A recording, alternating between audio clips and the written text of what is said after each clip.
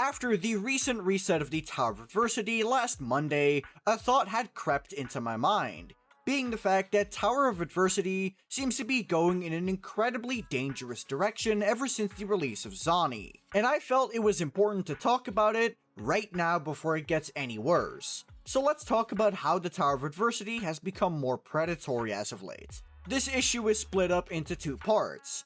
The first thing is HP inflation, and the second thing is the middle tower buffs becoming more and more powerful and specific at the same time.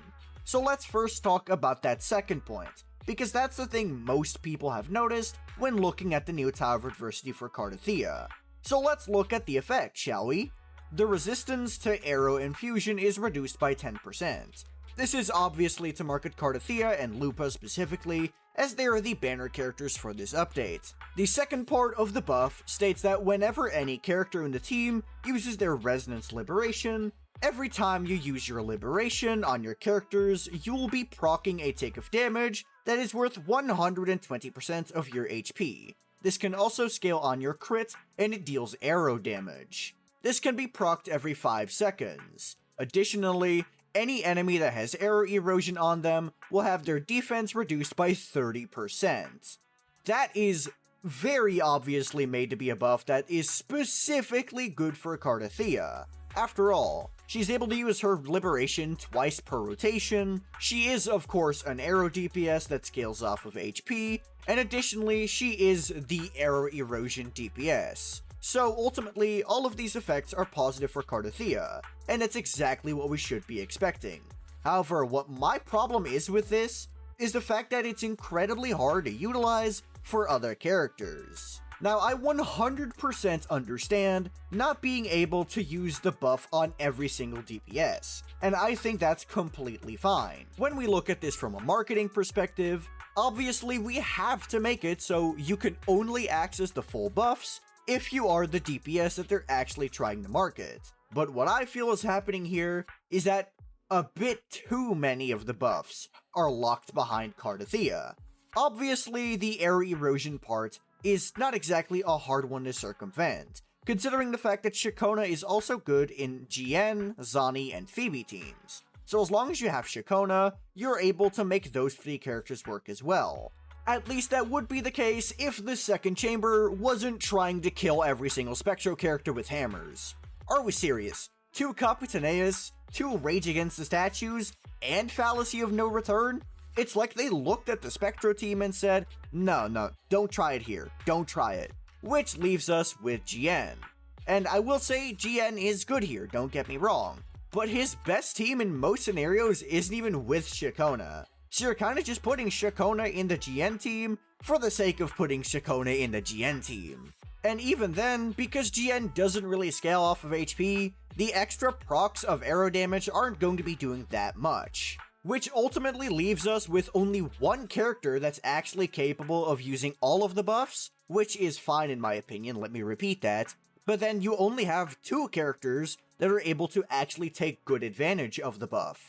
This is, in my opinion, quite stupid, and honestly, I think it's really annoying. Especially when we look at previous tower buffs that were a lot more inclusive. For example, during the Cantarella Tower of Adversity, there was a buff relating to echo skills, giving you 6% damage bonus for every single echo skill you cast, which could not stack when you have the same of an echo.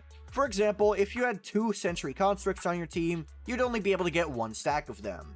And when you were at 4 stacks, you would gain additional crit damage. This is, in my opinion, a way better example, because at a baseline, as long as your characters have 3 different echoes, you're able to almost fully stack the buff. And that is assuming that you're only using just the echoes in your party. Obviously, Cantarella herself has echo skill based mechanics, because a bunch of her abilities count as casting an echo skill, but she's not the only one. Rochia's second inherent skill also counts as using an echo skill. So if you had Rochia in your team, you are also capable of fully stacking this buff. Now let's look at the Tower of Adversity during the Brant banner. It will give 30% attack to all Resonators whenever a Resonator is healed, and an additional 30% crit damage when they have a shield.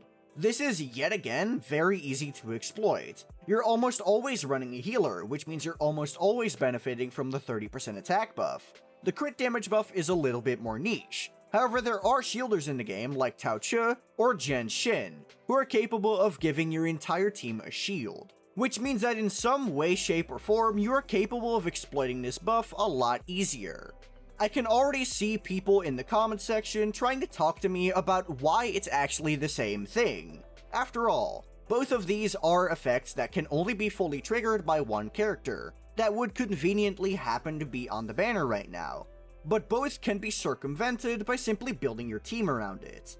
But to me, where the crucial difference comes in between the two is the fact that during the Cartethyia and especially the Zani Tower of Adversity, not only have the trigger conditions become more and more specific to the point where they can only apply to one or two characters, they've also become a lot more powerful, and in the case of Zani's Tower of Adversity, they're also incredibly hard to actually exploit. Compare 30% crit damage to 30% defense reduction.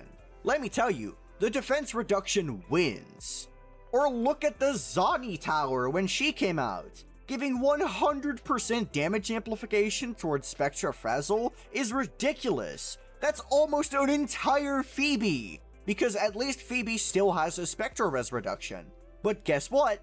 That was in Tower as well. So when you were playing the Zani Tower, you were essentially cosplaying an extra Phoebe on your team. Now all of this would be fine if it weren't for the fact that HP has been dramatically increasing in the Tower of Adversity as of late. Because not only are buffs getting more and more specific, it's also getting harder and harder for characters who can't exploit them to actually defeat the challenges that have been set upon them.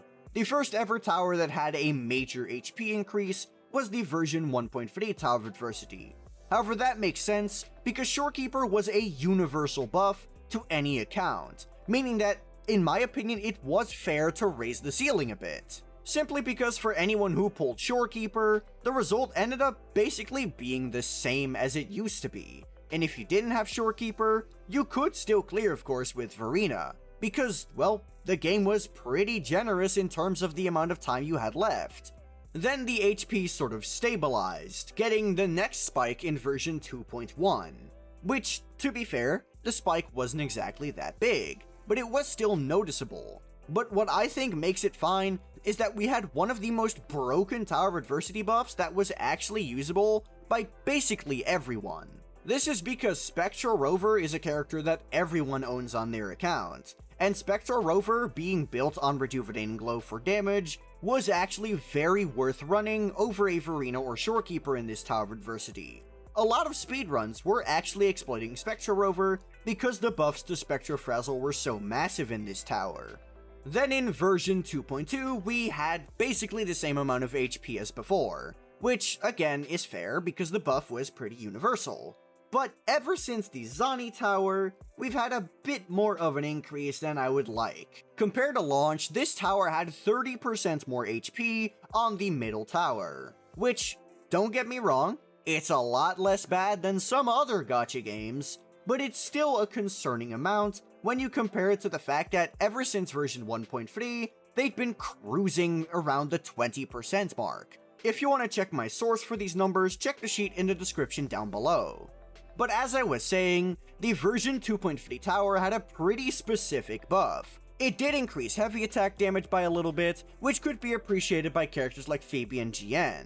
However, all of the other buffs were really specific, giving more Spectra Frazzle application on intro skills, which gives more Forte to Zani, as well as giving 100% Spectra damage amplification, which is a buff that's basically only relevant to Zani, because Spectra Frazzle's damage output is, let's just keep it simple, kinda bad. So the fact that the HP had increased a lot more than usual in Tower when we had such a specific buff was a little concerning. And that only got worse with the tower after that, which was built for Shakona.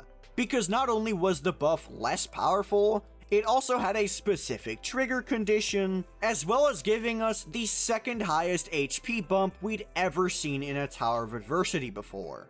So honestly, it's a pretty concerning trend. And while the HP data for the Cartethyiawuwa Tower of Adversity has not yet come out, I can already tell you it feels similarly painful. Obviously I'm just feels crafting here, but it does seem to be comparable, if not maybe a little bit better. But I'm not going to speak in too much detail because, like I said, we don't have the exact data yet, so I'm not confident enough to talk about this specific Tower Adversity iteration. But what do you think of the recent trend Tower Adversity has taken? Let me know in the comments down below. And while you're down there, be sure to like the video and subscribe to my channel. If you have any questions, be sure to join my Discord, which is linked in the description below. I'm pretty active in there, so there's a pretty good chance I'll respond if you do ask a question. Additionally, I have a second channel now which is linked in the description as well, in which I'm just gonna post videos I'm passionate about, but primarily punishing Grey Raven stuff. But that'll be all from me. Peace.